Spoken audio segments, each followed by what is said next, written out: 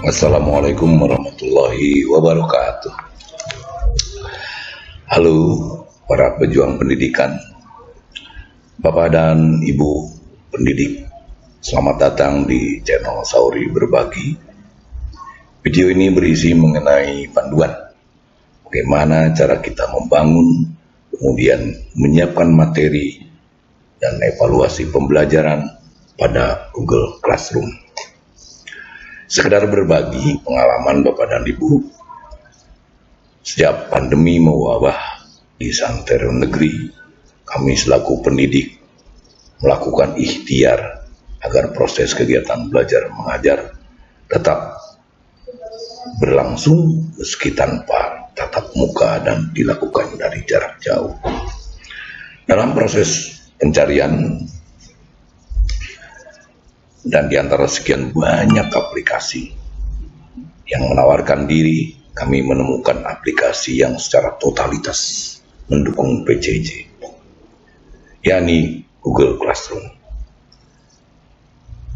Sejak saat itulah kami menggunakan aplikasi besutan Google dan merasakan banyak manfaat. Pengalaman inilah yang menjadikan motivasi kami untuk berbagi dan membuat video tutorial ini dengan harapan lebih banyak para pendidik dan peserta didik yang dapat menikmati manfaatnya. Bapak dan Ibu yang kami hormati, mari kita mulai sesi pembelajaran ini dengan sama-sama mengucap basmalah. Bismillahirrahmanirrahim. Bapak dan Ibu, untuk membangun Google Classroom ini sangat mudah. Langkah pertama, Ibu kita akan masuk dulu ke browser yang kita punya. Nah, kemudian ini saya gunakan Google Chrome, ya. Kemudian kita masuk. Ini ada Google, itu banyak aplikasi yang dapat kita gunakan, yang kita dapat manfaatkan. Ini diantaranya aplikasi-aplikasi milik Google, dan kalau kita browser lagi, banyak. Kita akan memulai membangun Google Classroom. Nah, di sini tidak ada Google Classroom-nya. Kalau tidak ada, berarti kita harus mencari ke sini. Nah, di sini kita akan cari aplikasi Google Classroom. Nah, inilah Bapak dan Ibu, aplikasi milik Google yang dapat membantu kita dalam proses bekerja. Dan saat ini kita akan memanfaatkan ini Google Classroom. Nah, ini kita klik ini 2 kali. Kemudian kita masuk menggunakan akun kita. Nah, inilah tampilan awal Google Classroom. Kalau saya analogikan, ini adalah sebuah ruangan kosong tanpa apa-apa, dan kita diperuntukkan bagi kita untuk membangun kelas. Nah, Bapak dan Ibu, mari kita perhatikan tanda plus ini. Ini tanda plus ini, kita klik di sini, ada 2 pilihan. Pilihan pertama gabung kelas, pilihan kedua buat kelas. Gabung kelas ini untuk nanti anak-anak kita bergabung di kelas yang sudah kita bangun. Tapi karena kelasnya belum ada, mari sekarang kita buat dulu kelasnya. Klik di sini. Nah, kemudian ini ada semacam agreement. Kita klik saja. Kemudian kita lanjutkan. Nah, di sini ada identitas kelas kita yang kita isi. Misalnya, saya akan berikan contoh. Saya tulis di sini nama sekolahnya dulu supaya punya identitas bahwa ini sekolah kita. Ini kelasnya, baru di sini kelasnya kelas 4, semuanya 4A. Nah, ini pakai tanda ini supaya nggak terlalu banyak tanda stripnya. Kemudian bagian ini sebetulnya option, tidak diisi juga nggak apa-apa. Hanya supaya kita punya tampil nama kita, bolehlah kita isi di sini misalnya wali kelasnya.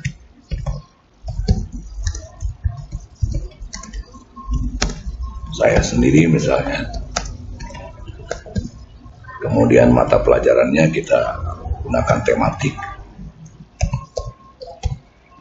Nah, ruang ini bebas kita isi, tidak apa-apa, tapi kita isi saja misalnya dengan ruangannya kita menggunakan ruang 8, lalu kita klik buat.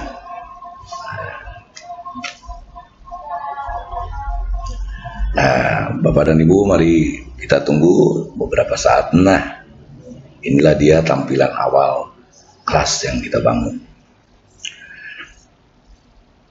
Ini gambar ini sudah disediakan oleh Google. Kalau kita mau ganti juga boleh. Misalnya ini dengan pilih tema. Nah, itu nanti sajalah. Kemudian kalau kita mau gunakan khas dengan menggunakan foto kita boleh. Di sini kita upload foto kita. Nanti kita bahas. Kemudian setelah kita mahir membangun kelas. Bapak dan Ibu, mari kita lihat, kita perhatikan bagian-bagian dari Google Classroom ini. Pertama, ini ada menu utama ini. Kemudian di sini ada forum, ada tugas kelas, ada anggota, ada nilai. Nah, saya akan jelaskan satu persatu. Bapak dan Ibu, forum ini, kalau kita klik forum ini, maka ini adalah tempat kita dan anak-anak kita, antara kita dan anak-anak, atau antara anak-anak berkomunikasi, saling berdiskusi, tanya jawab mengenai materi pelajaran yang kita sajikan. Nah, misalnya ada anak yang tidak mengerti, tanya dengan bapak gurunya atau ibu gurunya, tinggal mereka nulis aja di sini. Atau bapak dan ibu mau bikin pengumuman, nah ini juga boleh di sini. Misalnya saya akan tulis, anak-anak, kalau kita tulis misalnya selamat pagi anak-anak.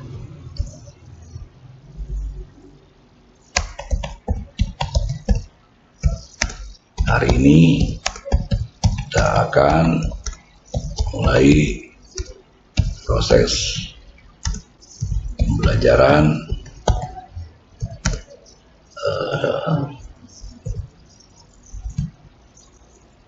tema 4 dan mari kita awali dengan berdoa. Setelah kita post, nah ini post ini artinya kalau mau langsung kita kirim dan anak kita langsung klik posting. Tapi kalau kita mau, saya mau menyapa anak-anaknya besok, kita jadwalkan sini, klik jadwalkan atau disimpan sebagai draft. Nah ini saya jelaskan dulu ini tentang forum ini buat apa fungsinya. Kemudian tugas kelas. Nah ini. Oh ini harus ada perubahan, ini harus dibuat perubahan.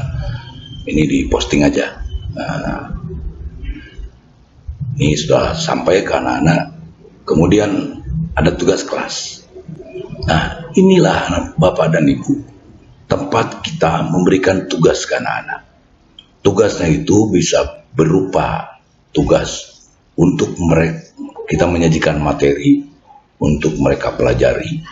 Kemudian kita bisa memberikan evaluasi. Klik di sini misalnya buat. Nah, ada tugas. Nah, ini tugas ini banyak tugas. Bisa tugas menjawab pertanyaan, bisa tugas misalnya membuat karangan dan lain-lain. Kemudian ada tugas kuis. Ini nanti akan memanfaatkan Google Form. Kemudian ada pertanyaan. Kemudian ada materi. Nah, materi inilah materi pembelajaran maksudnya. Kemudian ini gunakan kembali postingan. Artinya kita menggunakan materi pelajaran yang sudah kita gunakan kembali.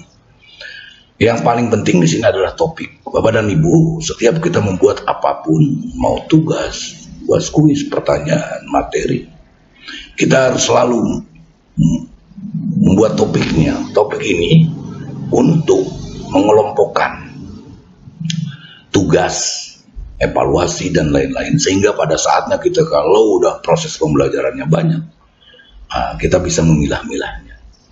Itu tugas kelas. Kemudian di sini ada anggota. Nah, anggota di sini ada dua kelompok. Pertama ada guru, kedua ada siswa. Guru di sini, ini wali kelas. Nah, ini sudah ada saya. Cuma kan tidak mungkin saya mengajar sendiri.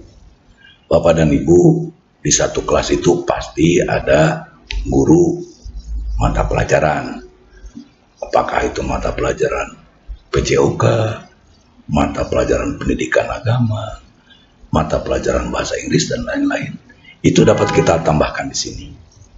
Kita undang mereka untuk mengajar di kelas kita. Kemudian ada siswa.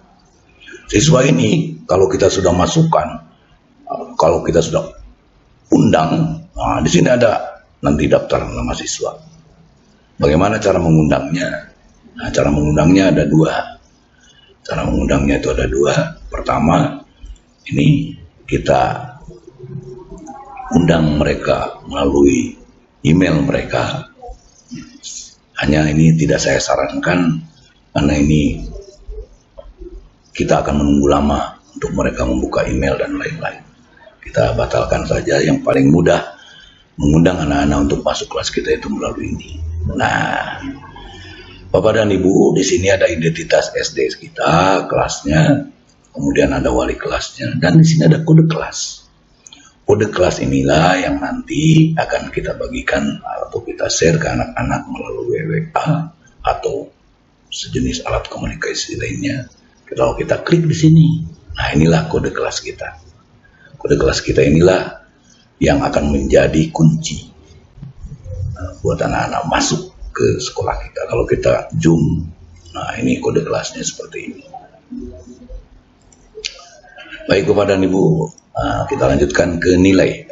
Anggota sudah, guru nanti juga sudah, kemudian nilai.